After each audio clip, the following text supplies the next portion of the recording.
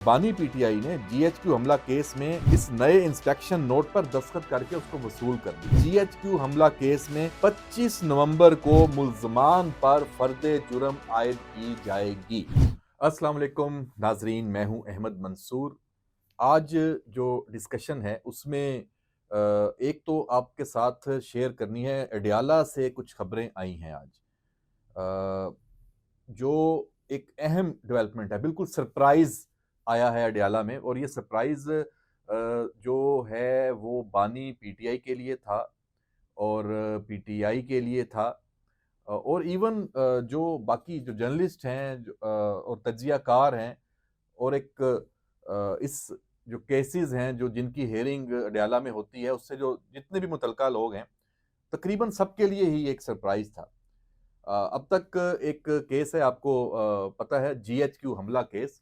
उसमें इस तरह बानी पीटीआई का नाम अभी तक सामने नहीं था।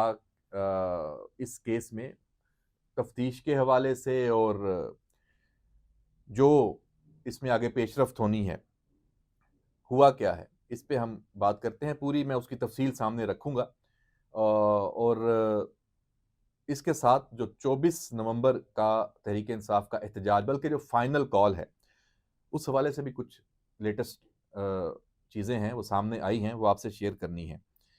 और यकीनन आपके लिए वो दिलचस्पी उसमें मौजूद है। सबसे पहले तो मैं ये जो पॉइंट्स हैं जो आज अडियाला में हुआ, क्या हुआ। वहाँ एक जज अमजद अली शाह वो अडियाला जेल आए।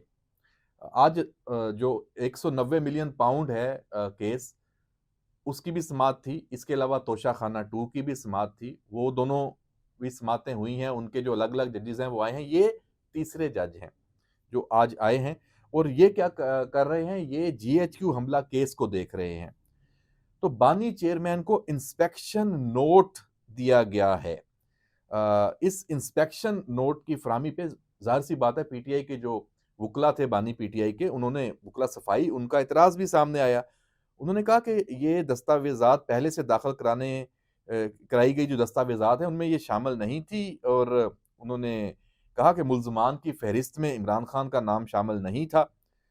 लेकिन इस सरप्राइज जो एक सूरत हाल वहां से सामने आई है, इसमें बानी पीटीआई ने जीएचक्यू हमला केस में इस नए इंस्पेक्शन नोट पर दस्तखत करके उसको वसूल कर लिया है। जाहिर सी बात है, वहां उनके पास चारा नहीं था वसूल ना करने का। अब जीएचक्यू हमला केस में 25 नवंबर को मुल्जमान पर फर्दे जुर्म आयद की जाएगी। ये बहुत ही एक संगीन केस है और 9 मई से जुड़ा हुआ है, और 9 मई के दीगर जो मुकदमात हैं उनकी फहरिस्त भी सामने आई है। और बानी पीटीआई के ऊपर जितने मुकदमात हैं वो 100 से ऊपर 125 की तादाद आ रही है। 62 नए जो सिर्फ रावलपिंडी इस्लामाबाद में हैं, उनकी भी तफसील, नए तो नहीं है, उनकी तफसील जो है वो अदालत के सामने रखी गई है। ये जो जीएचक्यू हमला केस है, इसमें अब 23 मुल्जमान को एक तो इश्तिहारी करार दिया गया है, उनके दायमी वारंट जारी किए गए हैं, जिनमें शहबाज गुल, मुराद सईद, हमाद अजहर और जुल्फी बुखारी शामिल हैं। मजमूई तौर पे 120 मुल्जमान इस मुकदमे में ट्रायल का सामना कर रहे हैं, जिनमें अब बानी पीटीआई इमरान खान भी हैं। अगर आप इसको अगर जोड़ेंगे फैज़ हमीद कोर्ट मार्शल से, तो फिर इसकी जो अहमियत है वो और भी बढ़ जाती है, अगर उधर से भी ये चीज़ें इसी तरीके की सामने आती हैं। तो बहरहाल ये एक अहम डेवलपमेंट है, अडियाला से आई, और इसका ताल्लुक आपको 24 नवंबर से भी जोड़ सकते हैं कि 24 नवंबर की कॉल, फाइनल कॉल क्यों की गई, क्योंकि ये सब चीज़ें जिस तरीके से आगे चल रही हैं, तो पीटीआई के जो लोग हैं जिनका 9 मई में हाथ था, उनको तो पता है कि उनका हाथ था। इसीलिए उन्हें पता है कि वक्त तेजी से उनके पास कम होता जा रहा है। इसीलिए वो फाइनल कॉल और एहतजाज और इंतशार, ताकि हुकूमत को, रियासत को वो मजबूर करें, अवाम को इश्तियाल दिलाकर दोबारा हमला आवर करें, लॉ एंड ऑर्डर की सूरत हाल वो इस मुल्क में बन जाए। तो उसके लिए ये सारी तैयारियां हो रही हैं। लेकिन व्यूअर्स, क्या अवाम अब एतमाद करेंगे इस तरह की कॉल पे? जो पिछली, और खास तौर पे जो तहरीक इंसाफ के कारकुनान हैं, जो पिछली कॉल जितनी भी आई हैं, जितने जलसे हुए, जितने एहतजाज हुए, उन पे आप नजर दौड़ाएं, तो अवाम के एतमाद करने की कोई वजह नज़र नहीं आ रही। भाई, इस दफ़ा फिर वज़ीर आला खैबर पख्तूनख्वा अली अमीन गंडापुर बढ़ के मारते-मारते पहुँचे और गायब हो जाएँ। पंजाब से लीडरशिप ना निकले, सोशल मीडिया पे सिर्फ़ उनकी प्रेज़ेंस हो और इस सारी सूरत-ए-हाल को कि अवाम के अंदर उस तरह का अब एक तवानाई मौजूद नहीं है, जो माज़ी में जितने एहतजाज हुए उसमें कुछ तादाद अगर कारकुनान की आती थी, तो अब और मायूसी है। तो इसी से लग ये रहा है कि ये 24 नवंबर की जो कॉल है, इसमें जान नहीं पड़ेगी। हाँ, केपीके से आ सकते हैं कुछ क्योंकि वहाँ हुकूमत भी है और कुछ और फैक्टर्स भी हैं, लेकिन पंजाब से तो बिल्कुल भी कोई तैयारी नज़र नहीं आ रही। इसी वजह से जो खैबर पख्तूनख्वा में वज़ीर आला हाउस में बुशरा बीबी ने जो पंजाब से एमपीएज़ हैं, अरकान असेंबली हैं, टिकट होल्डर्स हैं, तंज़ीमी ओहदेदारान हैं, उन्हें बुला के सज़नश भी की है, उनको टारगेट्स दिए हैं, अहदाफ दिए हैं। एक तरफ आप कह रहे हैं कि लीडरशिप की हमें ज़रूरत नहीं है, अवाम खुद निकलेंगे, दूसरी तरफ आप अहदाफ दे रहे हैं कि भाई एक एमएनए या एमपीए 5,000 बंदा लेके आएगा, एक 10,000 लेके आएगा। आप उनके और उनको ये भी कह रहे हैं कि आपकी पूरी निगरानी होगी। थ्रेट्स भी हैं कि अगर आप नहीं निकले और नहीं नज़र आए तो अब इस दफ़ा फिर आप पार्टी से भी फ़ारिग हैं। फिर आपकी जो आपके मज़े हैं सियासत में पीटीआई के टिकटों पे आप मज़े कर रहे हैं, वो सब ख़त्म हो जाएँगे। ये धमकियाँ भी अब उनको दी गई हैं, तो इस वज़ह से वो काफ़ी परेशानी है, जो लीडरशिप है पीटीआई की उनमें और गुस्सा भी है, लड़ाई भी है कि भई आप हमें किन मकासद के लिए अब इस्तेमाल करना चाह रहे हैं सियासत की बजाय। ये सियासत तो नहीं है। दबे लफ्ज़ों में पहले बातें होती थी, अब खुल के होनी शुरू हो गई हैं। और हम अब आप अगले 2, 3, 4 दिनों में 24 नवंबर आने तक आप देखिएगा कि तहरीक-ए-इंसाफ की सफ़ों से आवाज़ें और तेज़ी से आना शुरू हो जाएँगी कि आप ये हमसे क्या एक्सपेक्ट कर रहे हैं? और अवाम को आप क्यों इस तरफ लेके आ रहे हैं कि वो एक ऐसी सूरत-ए-हाल बने कि फिर एक सियासी अदम इस्तेहकाम, क्या मुल्क इसका मुतहम्मिल हो सकता है? अवाम को भी अब सोचना चाहिए कि ये जो सूरत-ए-हाल है, ख़ास तौर पे जो पीटीआई के कारकुनान हैं, कि उनको एक मुल्क के लिए आपने मुल्क का सोचना है या सिर्फ आपने अपनी सियासत को देखना है? आप सियासत करें, सियासत में इख्तिलाफ भी होता है, लेकिन इख्तिलाफ का क्या ये मतलब है कि आएँ सड़कें बंद हों, आप धावा बोलें, आप मुल्क बंद करें, आप लॉ एंड ऑर्डर की सूरत-ए-हाल है, आप उसको चैलेंज करें, आप तोड़-फोड़ करें, अदारों पे हमला-आवर हों, क्या इसकी गुंजाइश है? हरगिज़ नहीं। तो हुकूमत ने ज़ाहिर-सी बात है इसका तोड़ करने के लिए जो लाज़मी तकाज़े हैं वो पूरे करने हैं और आपको ये इक़दामात नज़र आने शुरू भी हो जाएँगे। तो लेकिन जो मैंने पहले बात की, इस मर्तबा इस एहतजाज में अवाम अभी तक कनेक्टेड नहीं हो पाए। जो बानी पीटीआई की कोशिश है, जो बुशरा बीबी की है, जो अली अमीन गंडापुर और जो दीगर ऐसे अनासर हैं जो चाहते हैं कि ऐसी सूरत-ए-हाल बने कि अवाम निकलें और हुकूमत जो है वो अपने घुटनों पे आ जाए और बातचीत शुरू कर दे, कोई मुज़ाकरात हो जाए, कोई जोड़-तोड़ हो जाए, कोई रिलीफ मिल जाए।